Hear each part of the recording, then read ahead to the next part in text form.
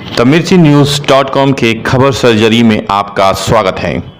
आज हम झारखंड भाजपा के दो कद्दावर नेता डुल्लू महतो और धनबाद के मेयर चंद्रशेखर अग्रवाल के ऊपर पड़ने वाली सत्ता परिवर्तन के असर की सर्जरी करेंगे। बात शुरू करते हैं मेयर चंद्रशेखर अग्रवाल से। अभी कुछ माह पहले तक रघुवर सरकार के कार्यकाल में सीएम के करीबी होने का तमगा धनबाद के मेयर साहब के पास था और सत्ता हाथों में होने का असर यह था कि साहब अगर गलत भी करते थे तो सब सही हो जाता था। मगर आज सत्ता जाते ही, सीएम बदलते ही बेचारे मेयर साहब का हर काम गलत के खाने में आ गया। वो विपक्ष जो कल तक हम साथ साथ हैं के गाने गा रहा था, आज आंखें दिखा रहा है। हद तो यह है कि पक्ष भी विपक्ष नजर आ रहा है। यही हाल जेल की सलाखों के पीछे कैद बाघमारा विधायक डुल्लू महतो का भी है। कल तक शासन प्रशासन पर मजबूत पकड़ रखने वाले विधायक जी सत्ता के बदलते ही शासन प्रशासन की पकड़ में आ गए।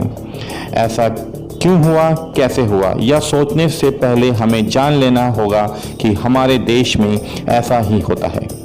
जब स्वर्गीय इंदिरा गांधी प्रधानमंत्री थी तो अपने प्रतिद्वंदियों को चुन चुन कर जेल की सलाखों के पीछे डाला, मगर सत्ता परिवर्तन के बाद उन्हें भी मजा चखना पड़ा।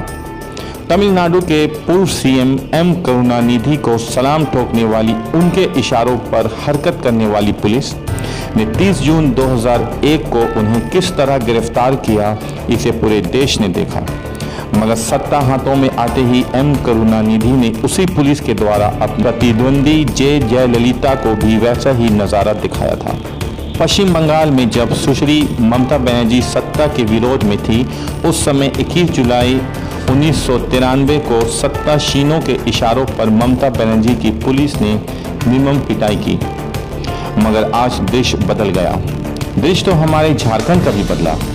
जब सत्तासीन मधु कोड़ा, एनोक्स एक्का, हरि नारायण राय और भानु प्रताप शाही सत्ता से बेदखल हुए तो वही पुलिस का तेवर बदल गया। पुलिस का तेवर तो तब भी बदला था जब यूपी में रामपुर पसियापुरा डेयरी फार्म से सत्ता के करीबी आजम खान की 7 भैंसों की चोरी हो जाती है और सत्ता का ये असर होता है कि पुलिस बाकी सारी कामों को छोड़कर भैंस ढूंढने में लग जाती है और 1 फरवरी 2014 को सिर्फ 24 घंटे में ही भैंस बरामद हो जाती है। 2 फरवरी 2014 को एसपी रामपुर ने इस मामले में ही चौकी प्रभारी समेत 3 पुलिसकर्मियों को दंडित किया और अतः 23 मई 2014 को इटावा पुलिस ने भैंस चोरी करने वाले छुन्नन नामक व्यक्ति को गिरफ्तार भी किया। उसकी भरपूर खातिर करके उसे जेल भेज दिया। सीन बदल गया। अब सत्ता रूपी चिराग योगी जी के हाथों में और पुलिस रूपी जिन उनके अधीन और चिराग योगी जी के हाथों में और पुलिस रूपी जिन उनके अधीन और चिराग जाते ही छुन्नन वाली स्थिति आजम खान की पुलिस ने कर दिया। आज यही हालत टाइगर के नाम से चर्चित डुल्लू महतो की भी है। इससे पहले डुल्लू महतो जब जेवीएम के एमएलए हुआ करते थे और सत्ता का चिराग जब भाजपा के अर्जुन मुंडा के पास था, तब भी चिराग के जिन ने 2013 में उन्हें 1 साल तक सलाखों के पीछे रखा, मगर टाइगर ने समझदारी का परिचय दिया और चिराग के मालिक का कमल थामा तो सब ऑल इज वेल हो गया। कमल के डुल्लू, कमल का चिराग, कमल का जिन, सब ठीक। मगर जैसे ही चिराग हेमंत के हाथों में पहुंचा, जिन की टाइगर से दुश्मनी हो गई और नतीजा फिर टाइगर सलाखों के पीछे। जिन चंद्रशेखर अग्रवाल के सिर पर भी मंडरा रहा है। यहाँ सर्जरी सिर्फ 2 बिंदुओं पर ही है।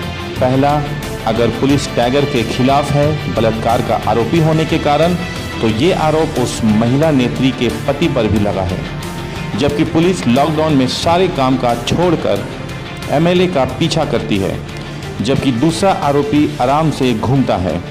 दूसरी बात, मेयर अचानक इतने आरोपों में कैसे घिर गए। लोगों की सोच है चिराग के मालिक चाहते हैं जैसे टाइगर ने जिन से परेशान होकर कंघी छोड़कर कमल पकड़ा था, अब वो कमल छोड़कर तीर धनुष थामे। कुल मिलाकर वो पुलिस जिसका असली मानवीय चेहरा लॉकडाउन के दौरान लोगों को दिखा, वही हमारी पुलिस का असली चेहरा है। गरीबी, लाचारों, बेसहारों को मदद करने वाली पुलिस अगर चिराग से मुक्त हो गई तो उसे सारा काम छोड़कर भैंस नहीं ढूंढना पड़ेगा। उसे बुजुर्ग को मारना पीटना नहीं पड़ेगा, उसे पक्षपात नहीं करना पड़ेगा। वो पुलिस होगी नियंत्रण मुक्त दुनिया की सबसे अच्छी पुलिस, हमारी पुलिस, झारखंड पुलिस।